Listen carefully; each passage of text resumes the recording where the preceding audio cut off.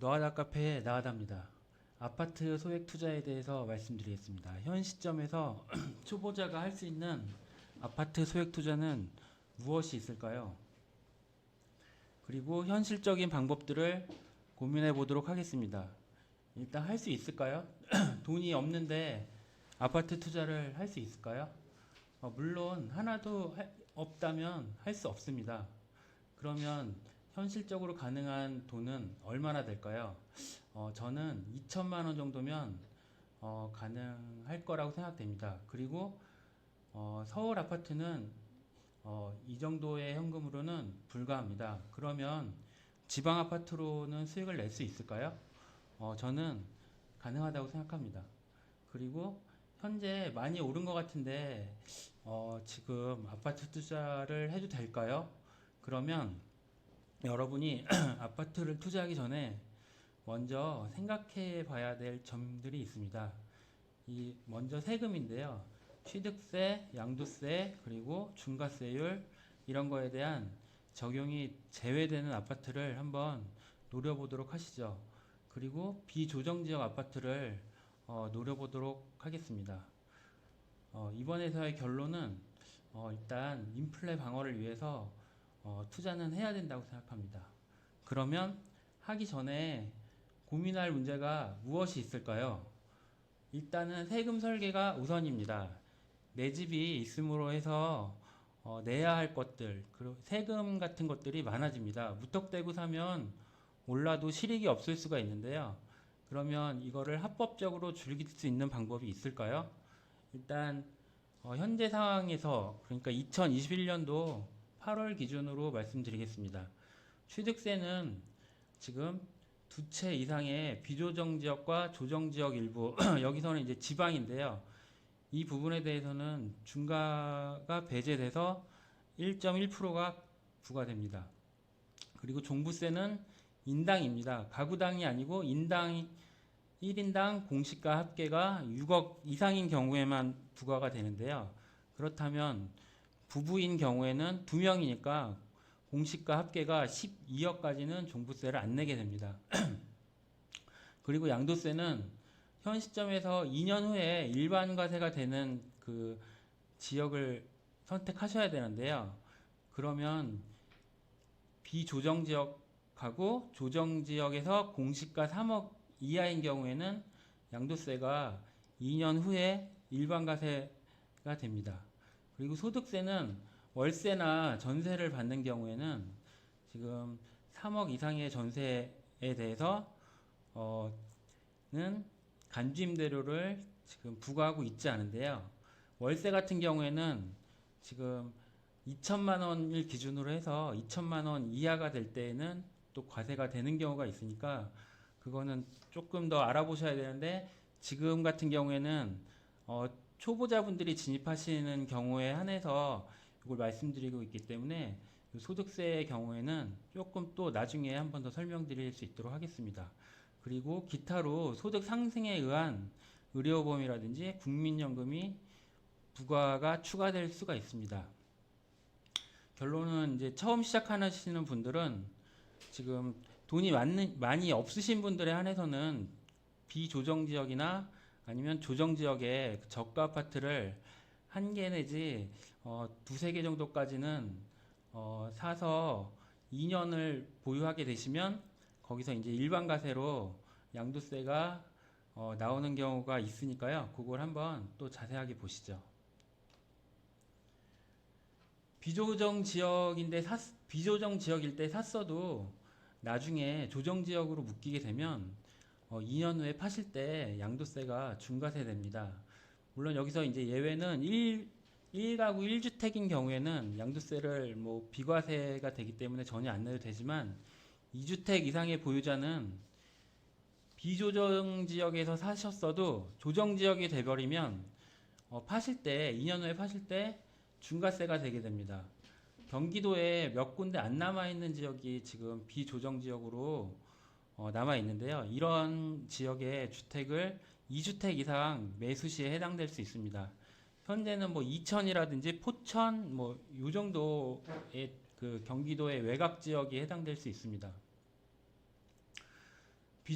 비조정 지역 때 샀는데 조정 지역으로 묶이게 되면 2년 후에 그 세금 올랐어도 이제 세금이 많기 때문에 그 비자발적으로 장기 투자가 될 수 있으니까 그 조정 지역으로 묶일 수 있는 지역은 감안하시고 매수하셔야 됩니다.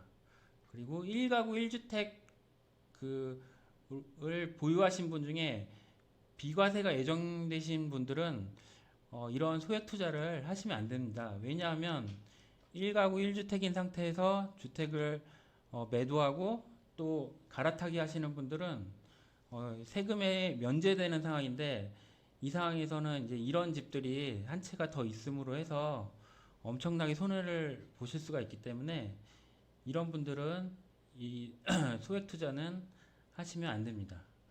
그리고 청약 가점이 높으셔서 청약을 기대하시는 분들도 집이 한 채 있으면 그런 가점이 확 내려가기 때문에 이런 소액 투자 하시면 안 되고요.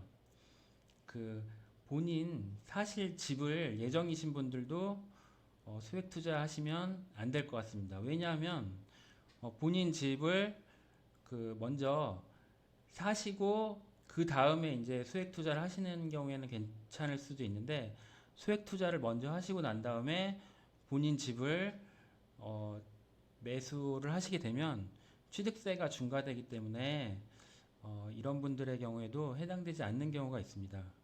이 소액 투자 그러니까 아파트에 대한 소액 투자를 반드시 하지 말아야 되는 경우가 있으니까 이 경우를 꼭 주의하시길 바랍니다. 그럼 어디에 사야 될까요? 첫 번째로 경기도 비조정 지역의 공시가 1억 이하입니다. 지금 경기도에서 비조정 지역으로 남아있는 부분은 이천이라든지 포천의 역세권 부분, 뭐 연천 이 정도밖에 안 되는데요. 동두천시가 8월 27일 날 조정 지역으로 묶여버렸기 때문에 그 부분 또 예외로 뒀고요. 이 경우에는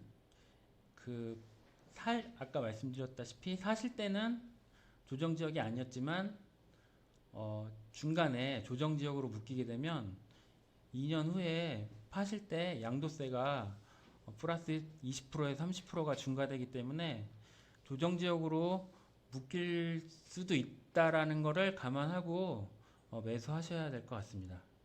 그리고 두 번째로는 서울 진입이 좋은 그 조정 지역의 공시가 1억 이하인데요. 이 경우에는 천안이라든지 아산이라든지 뭐 이런 1호선 역세권하고요. 청주가 사실 청주 정도가 남아있는 곳이라고 생각되는데요. 그 천안하고 아산은 이미 꽤 오르기는 했습니다. 하지만 그 주변에 이제 아산 그 역세권에 입주가 많기 때문에 아직까지 전세가와 매매가가 많이 오른 상태는 아닙니다. 그리고 세 번째로는 서울 진입이 좋은 그 지방 지역의 공시가 1억인데요. 이 경우에는 사실 뭐 서울의 서쪽은 이제 인천밖에 없으니까요. 그 서울 경기의 서쪽은 없지만 동쪽으로는 이제 그 관문이라고 생각되는 춘천하고 이제 원주가 있는데 약간 오르기는 했습니다.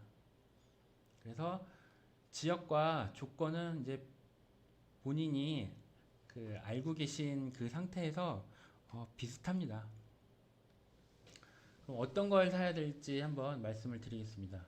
첫 번째로 그 공시가 1억은 넘지 않되 공시가 1억에 접근한 아파트가 좋을 것 같은데요. 공시가 1억에 가깝다는 거는 그래도 선택하고 계시는 아파트들 중에 가장 그 좋은 아파트일 확률이 높고요. 이 공시가는 네이버 부동산에서 쉽게 검색이 가능합니다. 두 번째로는 지하철 역세권이 제일 좋습니다. 주변에 그 걸어서 갈 수 있는 지하철역이 있다면 차후에도 그 아파트가 버림받지 않고 그 전 월세가 잘 나갈 확률이 높습니다.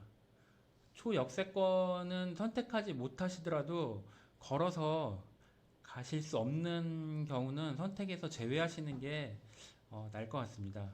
그리고 세 번째로는 이제 전세 세입자 만기가 1년 이하인 경우에는요, 그 세입자분이 이제 갱신권을 쓰더라도 2년을 조금 넘기고 난 상태에서 저희가 이제 공실인 상태에서 매도를 할 수 있거든요.